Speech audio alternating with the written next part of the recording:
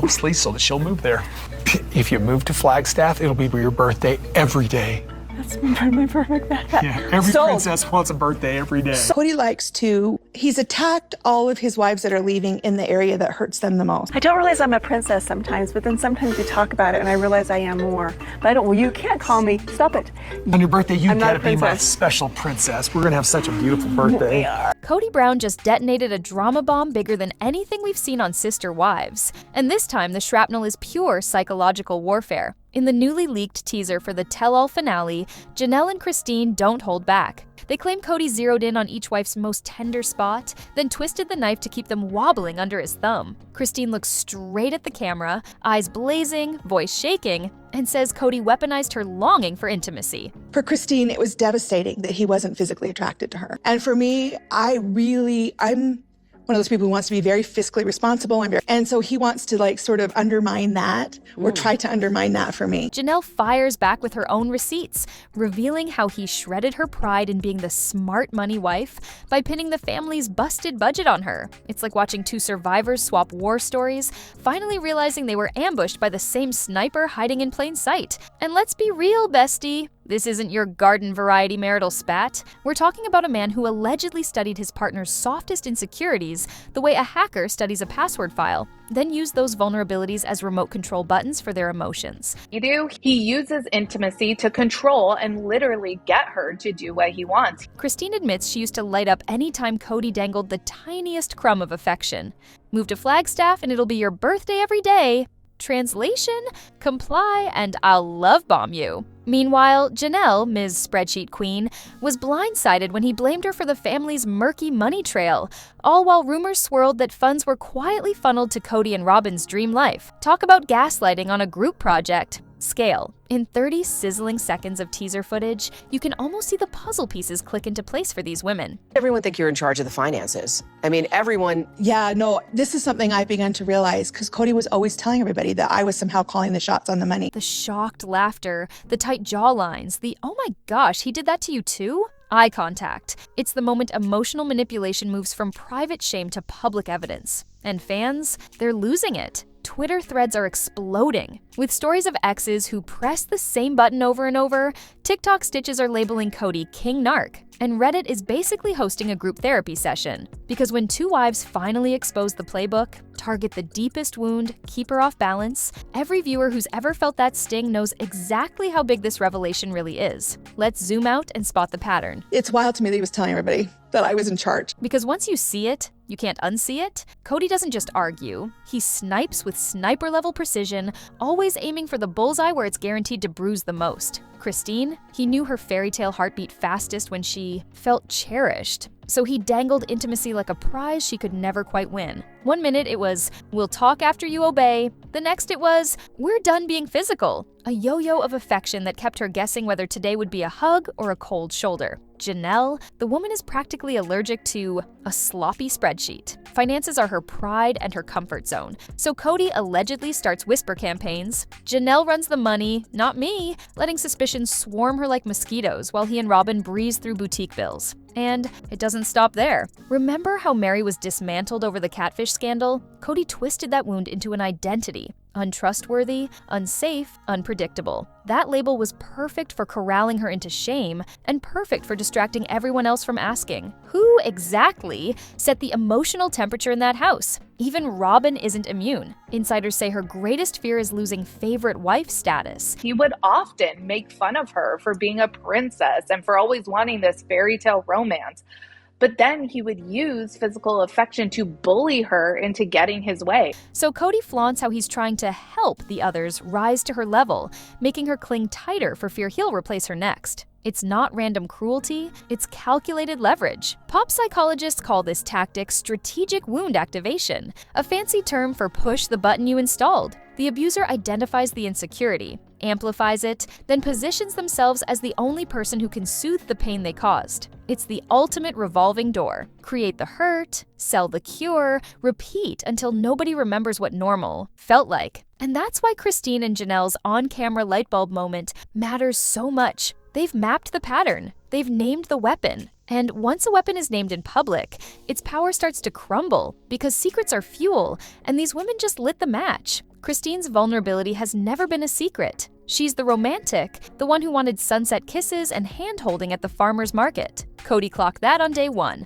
and weaponized it like a pro. Remember the Flagstaff birthday everyday con job? He dangled a dream vacation, poured on the compliments, then slid in the fine print, "Move where I want," or the magic disappears. Christine admits that in those moments she felt seen, adored, until the plane landed and the fairy dust blew away. Suddenly, the snuggles stopped, the bedroom door became a wall, and every attempt to talk intimacy was met with an eye roll or a guilt trip. He knows the buttons to push. So with me, it was like, no, we're not going to be intimate anymore. Then he'd be like, well, you could do this and put it all on everybody else. She tells the tell-all host, voice trembling but steady, that Kody's affection turned into a vending machine she could never put enough quarters into. If she questioned the move, click, no hugs tonight. If she hinted the marriage felt cold, click, a sarcastic, maybe try being nicer. It was Pavlov's dog, but make it heartache. Reward compliance, punish resistance, keep her chasing the next scrap of warmth. And the cruelest part? Kody framed her as needy, dramatic, princessy, convincing the entire family she just wanted a fairy tale while he was busy solving real problems. Talk about gaslighting with a smirk. Fans are rewatching old episodes with fresh eyes, spotting the nuggets that never made sense until now. The awkward side hugs, the stiff body language, the way Kody dodged every conversation about romance like it was a tax audit. Christine's confession snaps it all into focus. She wasn't too sensitive, she was starved. Intimacy wasn't a bonus for her, it was the barometer of whether the relationship was alive. And Kody? He used that barometer like a thermostat, turning the heat up or down to keep her shivering just enough to doubt herself. Hearing her say, "No intimacy, no marriage," isn't petty, it's physics. A flame with no oxygen dies. Christine finally realized she couldn't keep breathing life into a fire Kody kept stomping out. And in that realization, she found the match that would light her escape. They're using their loved ones' insecurities as ammunition to keep them off balance and to maintain control. Janelle's pain point couldn't be more different from Christine's, but Kody zeroed in on it just as ruthlessly. She's the number cruncher, the spreadsheet queen who prides herself on keeping every bill paid to the penny. So what does Kody do? According to Janelle, he starts whispering that she's the one running the money, that any missing dollars or dusty property taxes are somehow on her watch. Imagine pouring years of energy into balancing a family budget, only to have your husband casually drop in a family meeting that you've been calling the shots all along. It's gaslighting wrapped in an Excel sheet, and Janelle admits it gutted her sense of competence more than any shouting match ever could. The brilliance, if we can call it that, of Kody's move is twofold. First, it knocks Janelle off her pedestal. She's no longer the responsible one, just the scapegoat for every bounce check. Second, it creates the perfect smokescreen. If questions arise about why funds keep sluicing toward Robin's boutique purchases, or that never-ending Coyote Pass pipe dream, Kody can shrug. Ask Janelle, she's the accountant. Allegedly, insiders think this blame shift was cooked up to keep the other wives from digging too deep into the family ledger. Because who wants to accuse the woman who's handling everything of doing a bad job without looking like a bully? Janelle says the moment she realized Kody had hung that financial millstone around her neck, it felt like the ground dropped away. Money management wasn't just her chore, it was her identity, the one arena where she felt undeniably competent in a sprawling, chaotic family. Hearing Mary admit on camera that she too believed Janelle was the money czar until 2023 only twisted the knife deeper. Kody hadn't merely eroded Janelle's confidence, he'd reshaped the family narrative so completely that even the women living it believed his spin. And that's the genius. People like Kody, people that mistreat people in order to make themselves feel better, don't just pick random targets when picking on their spouses or children. Again, if we must call it that, of emotional manipulators. They don't just injure you. They rewrite reality so you limp around blaming yourself for the wound they delivered. Janelle's finally calling that out, and the look on her face says she won't be picking up Kody's financial baggage ever again. You know that snake in the grass? Feeling when someone hits your soft spot so precisely, you wonder if they planted a GPS tracker on your soul? Psych pros call it strategic wound activation. But let's keep it real. It's emotional terrorism with a Hallmark grin. The playbook is deceptively simple. Step 1, scan your partner for the thing they guard with their whole heart. Maybe it's body image, financial competence, being seen as loyal, whatever. Step 2, praise that vulnerable spot just enough to gain trust. You're the rock of this family, Janelle. You're my princess, Christine. Step 3, yank the rug out whenever you need leverage. One day you're the budget boss, the next you're the reckless spender who lost the mortgage check. One week you're irresistible, the next you're told even a handshake feels unsafe. The goal? Keep you so dizzy second-guessing yourself that you never look up long enough to fact-check the abuser's storyline. If you've ever dated, well, a human, you've probably seen micro versions of this. The friend who loves your creativity until your art show runs longer than their spotlight, the coworker who compliments your spreadsheets then forgets to give you credit in the meeting. Those are red flags with training wheels. Kody's version is the Olympic event. He didn't just exploit insecurities, he built his whole family hierarchy on them. By calibrating when to praise and when to punish, he kept each wife orbiting his mood swings like moons around planet Ego. Oftentimes with Kody, it feels like that remote control to your feelings gets ripped out of your own hand. The brilliance, gag, lies in plausible deniability. If Christine says, "He starved me of affection," Kody shrugs. She's needy. If Janelle says, "He blamed me for the money mess," he grins. I trust her with everything. The manipulation hides in that cheerful contradiction. But here's the plot twist manipulative partners never see coming. The moment two survivors compare notes, the spell snaps. Christine and Janelle just triangulated the pattern. Same wounds, same weapon, same puppeteer. And once you name the poison, the antidote starts kicking in. Picture the moment the camera stops being a confessional and morphs into a crime scene whiteboard. Janelle and Christine are seated side by side on those tell-all stools, and you can literally see the light bulb flicker between them. Christine tosses out, "He yanked intimacy whenever I pushed back," and Janelle's eyes widen like she's spotting her own diary entry. She fires back, "Girl, he pinned the budget disaster on me," and suddenly it hits them. Different battles, identical blueprint. It's the first time in years these two have compared raw notes instead of the glossy family script, and the chemistry shift is instant. The nervous giggles die, the posture straightens, the shared fury sets in. Christine leans forward, voice low but electric. "So he knew your Achilles heel too?" Janelle nods, a half laugh laced with disbelief. It's not gossip anymore, it's corroboration, and that changes everything. Nobody can accuse Kody and Robyn of robbing the family bank account blind if Janelle is the accountant in charge. What was once isolated shame becomes collective evidence. They're connecting dots on national television, and you can almost hear Kody's control panel short-circuiting in the background. For the first time, the wives aren't just parallel, survivors. They're allies, finishing each other's sentences about gaslighting tactics, comparing the exact moments he flipped the switch from praise to sabotage. The energy shifts from sorrow to strategy. Janelle jokes, "If he blames you for intimacy and me for money, what's left for Robyn? Weather control." Christine snorts and the studio crew actually pauses. The laughter is that real, that cathartic. Viewers feel it too. Social feeds erupt with side-by-side gifs of the women nodding in unison, hashtags like "sister solidarity" trending within hours. Fans who once rooted for their individual escapes are now cheering a possible united front, because nothing terrifies a manipulator more than the targets comparing receipts. And in that electric space between two reclaimed voices, a new narrative sparks. Maybe the real sister-wife bond was never about sharing a husband. Maybe it's about sharing the truth and lighting a path out together. The second that clip dropped, the internet turned into a group therapy convention on steroids. TikTok stitched the wives' sound bites into tear-jerking montages, Christine wiping a quiet tear, Janelle's stunned, "He said what?" overlaid with Billie Eilish ballads and captions like, "I felt this in my divorce papers." Mary was fully under the impression that Janelle was in charge of the family finances up until as recently as early 2023. Twitter lit up with late-night confession threads. "He'd praise my cooking, then call me lazy for gaining 5 pounds. Exact same move, Christine. One user racked up 50K likes by posting a side-by-side of Kody's smug Flagstaff speech and a meme that read, "When the narcissist's supply chain breaks." Reddit's Sister Wives sub, a scrolling wall of digital hugs and Venmo coffees for Janelle's future CPA bill. Even Instagram therapists jumped in with carousel slides, red flags of targeted insecurity, gaslighting versus accountability, tagging Christine like, "Queen, your bravery is curriculum now.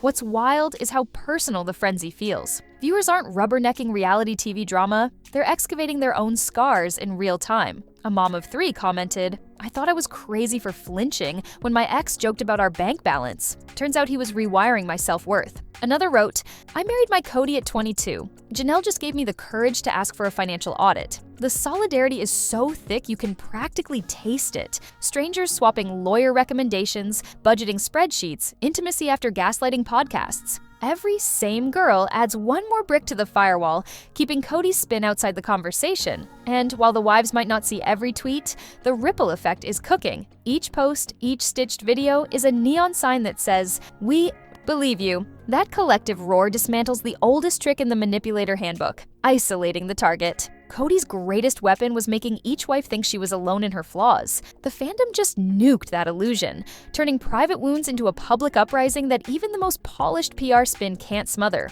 Now, bestie, let's slide the lens over to Casa Kody plus Robyn and follow the money. Purely speculative, of course, but the puzzle pieces fit suspiciously well. First, pinning house accountant on Janelle hands Kody a triple-layer cake of convenience. Layer 1, blame deflection. If property taxes on Coyote Pass are months late, or a boutique credit card suddenly swells, Kody can whistle and point, "Ask Janelle. She's the numbers gal." Layer 2, intimidation. Janelle's identity is fiscal razor sharpness. Torch that, and you torch her confidence to question where every dollar actually lands. Layer 3, smokescreen. While the rest of the family eyes Janelle's spreadsheets, Kody and Robyn allegedly funnel resources toward their monogamist for now dream life. Think Flagstaff mortgage top-ups, designer decor hauls, and ever-expanding closet of statement necklaces. Here's where Robyn's interests dovetail oh so neatly. Her reported worst nightmare is losing status as favorite wife trademark. Keeping the OG trio busy second-guessing bank balances means fewer eyeballs on how often Kody's parked at her porch swing. Plus, if the family coffers mysteriously run dry, guess whose house keeps its lights humming? Voila, proof, in her eyes, that loyalty equals stability. Some fans on Reddit even theorize this. Janelle handles the cash. Narrative dates back years, cemented just enough that Mary didn't realize the lie until 2023. If true, that's not gossip. That's long con infrastructure.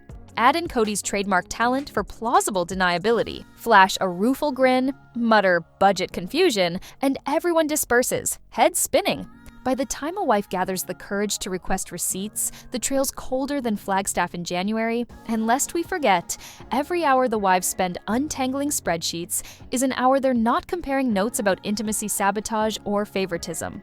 Divide, distract, conquer, classic control triad. Again, all of this is alleged, but when two wives independently spotlight the same playbook, you can't help squinting harder at who's really signing the checks behind that desert sunset facade. With Kody's playbook finally pinned to the bulletin board, the OG3 are flipping the script from trauma to triumph, and the glow-up is chef's kiss satisfying. Christine has traded code pendant pillow talk for couples therapy with herself, meditation, hiking dates, and TikTok cooking vids where the only ingredient missing is Kody's criticism. She's literally feeding followers self-love lasagna, and signing off with, "Remember, besties, boundaries are seasoning. Sprinkle them everywhere." Janelle's lane, financial renaissance. She's turned the very skill Kody weaponized against her into empowerment content, budget boot camps, debt snowball reels, and a podcast teaser called Receipts and Respect. Fans are already spamming the comment section with "Take my money, queen," because nothing says revenge like monetizing the muscle he tried to paralyze. Even Mary, who once shouldered the catfish shame alone, has started livestream No Contact Chronicles, candidly unpacking how cutting Kody's emotional line finally cleared storage space in her brain. She drops gems like "Block buttons are free therapy," and viewers light up the chat with fire emojis. The through line? Each woman reclaimed the exact domain Kody tried to corrupt: intimacy, money, trust, and turned it into her power niche. That's not just healing, that's alchemy. Behind the scenes, sources whisper Christine and Janelle have a standing Sunday Zoom labeled Boundary Brunch. Equal parts laughter, goal tracking, and sister therapy. Picture them toasting coffee mugs emblazoned with "Control, alter, delete your narc." They swap therapist recs, celebrate small wins, "I ignored his guilt text 4 days straight," and plot joint ventures. Think Airbnb retreats on Coyote Pass adjacent acreage once the legal dust settles. The visual alone, two women building new futures on land. Kody waved like bait, his poetic justice dipped in desert sunrise. Most important, the kids are clocking the vibe shift. Teens who once tiptoed around dad's mood swings now watch their moms model zero-tolerance boundaries. Legacy rewrite unlocked. The next Brown generation learns that love and control are not synonyms. And For fans, seeing that generational chain snap is the kind of happy-ending reality TV rarely delivers, but these women are scripting it themselves. So now that Kody's emotional rulebook is pinned to the corkboard, and Janelle, Christine, and Mary are shredding it page by page, the stage is set for the biggest power shift the Brown family has ever seen. Picture Kody pacing that oversized Flagstaff porch, realizing the buttons he spent 3 decades pushing have all been disconnected. His intimacy veto doesn't sway Christine anymore. His budget blame ricochets off Janelle's new financial firewall. Mary's block and bless energy has turned his guilt texts into unread ghost stories. If control was the currency that kept his empire humming, the bank just declared a run on his account. But here's the delicious unknown. Will Kody double down on manipulation, or finally stare into the mirror and see the man behind the mask? And are the wives truly finished letting him set the narrative, or could an unexpected twist still pull one of them back into orbit? The next season is already crackling with possibilities. Joint business ventures that cut Kody out of the profit loop, boundary boot camps filmed for TLC spin-offs, maybe even a tell-all where the kids weigh in, because nothing torpedoes revisionist history faster than Gen Z with receipts. Whatever happens, the myth of Kody as mastermind is wobbling like a Jenga tower in an earthquake, and one more tug at the bottom block might send the whole structure crashing. So let's talk. Do you think Kody will invent a fresh tactic to keep his grip? Or is his reign truly on its last gasp? And which wife's comeback arc are you rooting for the hardest? Christine's self-love renaissance, Janelle's money boss glow-up, or Mary's block button liberation? Drop your takes down below, and while you're there, hit like, smash subscribe, and keep those notifications on. A brand new video is queued up for you next, and trust me, this saga still has plenty of sparks left to fly.